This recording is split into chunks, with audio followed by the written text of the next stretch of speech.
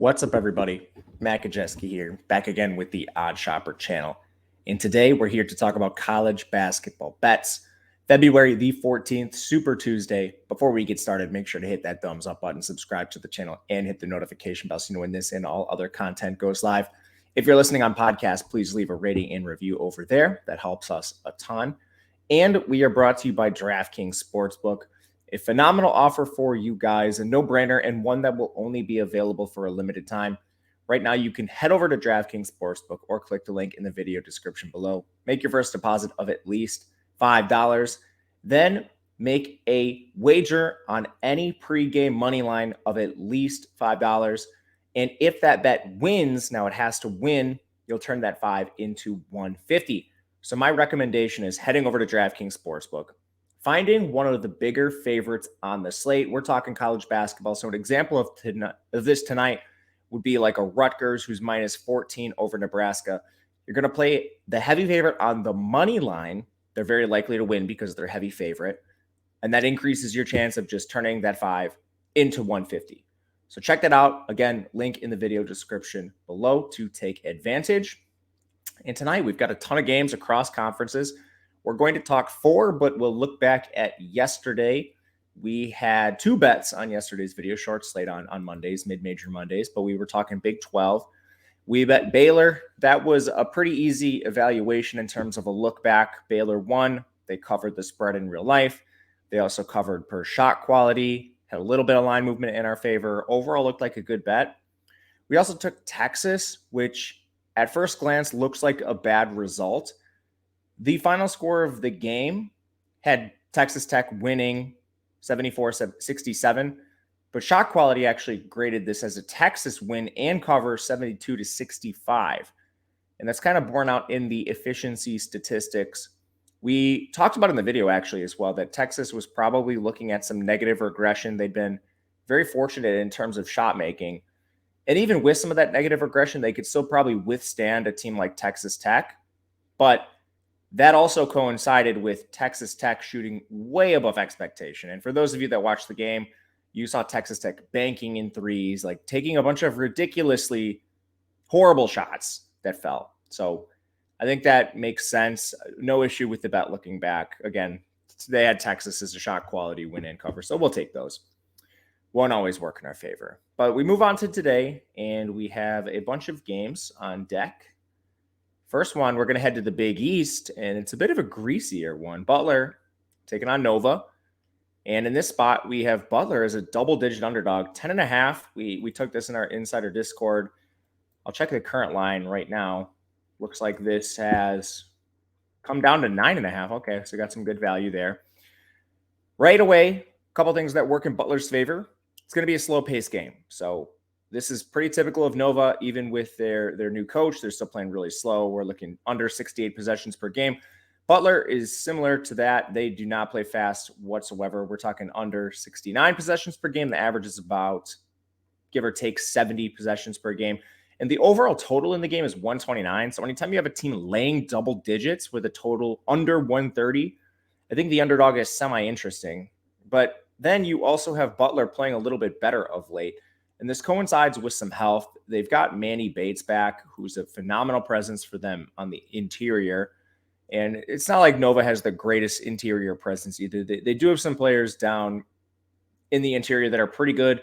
Eric Dixon, solid. Cam Whitmore doesn't really like to use his size, even though he's 6'7". And Brandon Slater's a part-time player. So really, you're just working on neutralizing Eric Dixon, who's 6'8", not the biggest player to begin with anyway. And Manny Bates at 6'11" can certainly do this. Not to mention, like, Simas Lukosius has been awesome at 6'7". But when you dive into the stylistics here, the advantages, I think, are pretty neutral. You have Villanova as the significantly better offensive team, Butler better on defense. But Jaden Taylor's also been awesome for Butler since he's kind of taken an extra role, and that was at the result of Chuck Harris getting injured. But Taylor has been awesome. He won some awards this week, actually, for, I think he was maybe even the Big East player of the week last week, coming into his newfound role.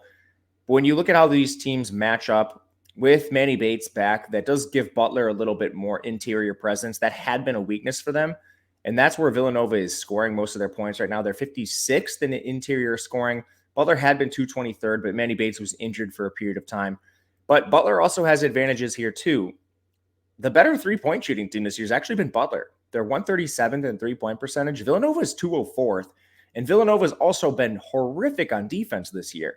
You see the 197th defensive efficiency. From three, they're 210th. This team has been awful. And they're also not rebounding. They're outside the top 300 in rebounding, as is Butler. But again, Manny Bates coming back does at least help a little bit with that. So all this to say, it's a lot of points here for Villanova to be ceding to Butler. We'll take the points with Butler, especially when we can get it at double digits. And even at 9.5, I think it's okay. Second game, we'll go to Kansas State versus Oklahoma. And the gift that keeps on giving is books opening Kansas State as an underdog. It's moved to a pick 'em, still fine with that. They have every advantage in this matchup. And Oklahoma has had a couple blips on the radar where they look awesome. But overall, this team has largely struggled this year, especially in conference play. They have 2 conference wins. One of them came against Texas Tech in overtime. The other one came against West Virginia by 1 point. They have the win against Alabama, which, I mean, since December 31st, they have 3 wins. We mentioned the OT win over Texas Tech, West Virginia. And that third win is against Alabama. And it was a good win, 93-69. But you can go back and look at shot quality, and this is among the craziest outcomes all season long for a team. This is a 24-point win for Oklahoma, but shot quality has it graded as an Alabama win. You basically had the perfect coalescence of Oklahoma shooting way above expectation and Alabama shooting way under expectation. I mean, this is like a 1 in 100 outcome, and it ended up being an Oklahoma win. Per Ken Palm, they're still 64th in the country. I think that is egregious. Since the Alabama game, they've lost every one of their contests by at least 10 points. And you have teams like Oklahoma State and West Virginia in there. We're not exactly talking about world-class teams. They also lost to Baylor and Kansas in that span where they were beat by 23 points. Meanwhile, Kansas State is an awesome team. Quality wins across the board, solid in conference play. Wins over Kansas, TCU, Baylor, Texas, the best teams in the conference. Kansas State has wins over them. Now, they also have some losses too. They will trade wins and losses a little bit. But this team has significant advantages across the board. And those of you watching the video can see it on the screen. 120th on offense. Oklahoma's 210th. On defense, they're significantly better. 28th there. Oklahoma 141st. We can break this down further. And Oklahoma theoretically has a matchup advantage inside. They're 65th in 2-point percentage. Kansas State 140th in 2-point defense. But they got back David and Gesson. They've been better inside recently since he returned from injury. And then the other strength that Oklahoma has at times is their 3-point shooting. They're actually 135th in 3-point percentage. Kansas State is 10th in 3-point defense. They have phenomenal defense among their guards.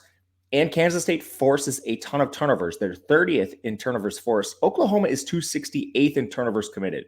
Another big mismatch there, and should be a pressure environment. Think Kansas gets it done. Can't believe they opened as an underdog. Pick them -1. I would probably take this through around -3. Let's go to our next game.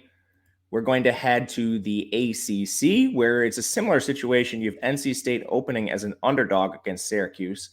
Took this at +1, as did our Insider Discord. This has moved to a pick'em and might move through 0 as well. It's a similar situation. You just have a significantly better team hitting the road and a lot of name brand value with a team like Syracuse. But as you can see, offensive efficiency, NC State 20th, Syracuse 76th. Defensive efficiency, NC State 72nd, Syracuse 142nd. Rebounding, NC State has the edge. And we know Syracuse likes to play the zone. Teams that can shoot can beat Syracuse. You have NC State 61st in 3-point percentage, 91st in they're 61st in 3-point attempts, 91st in 3-point percentage. And Syracuse does not defend the 3 well, largely because of the scheme they play. Meanwhile, Syracuse shoots the ball well. They're 83rd in 3-point percentage, but that is an area of success for NC State on defense. They're top 35 3-point defense. And on the interior, you always have to contend with Jesse Edwards, but luckily, NC State has gotten DJ Burns back. Now, DJ Burns is a fouler. He's one of these players who cannot keep his hands to himself. That could be an issue, but fortunately, NC State also returned Jack Clark from injury in their last game. Only played limited minutes, but he's 6'8", and he at least gives this team a little more depth. NC State's getting healthier, better team overall, better body of work, better rebounding team as well. We'll play them as a dog. We'll play them as a pick'em.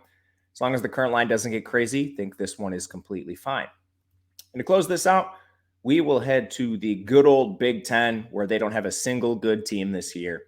And we'll continue to pick on the Wisconsin Badgers. Shouldn't say continue. I actually placed my own hard-earned money on the line with Wisconsin against Nebraska and was rightfully punished for it. But now we get a chance to fade against Michigan. Significant advantages for the Wolverines on offense. They are over 150 spots better than Wisconsin, unbelievably. Wisconsin is a slight edge on defense. We'll continue to emphasize these are slight. Michigan has advantages inside. That's with Hunter Dickinson. Wisconsin actually has pretty good size. They're 26th in effective height, but they're still horrific at rebounding. And Michigan is 10th in effective height, 100th in rebounding. You'd expect them to be better too, but they're still light years ahead of the Wisconsin Badgers. And the Badgers don't have any source of an interior presence. Tyler Wall, Stephen Kroll, these players are horrible inside. And coming into the game against Nebraska, I largely questioned the Badgers ranking 325th in two-point percentage, but actually watching Stephen Kroll handle the ball, his passiveness and failure to go up to the rim, and his inability to turn to his left makes him one of the easiest players to defend in the country inside.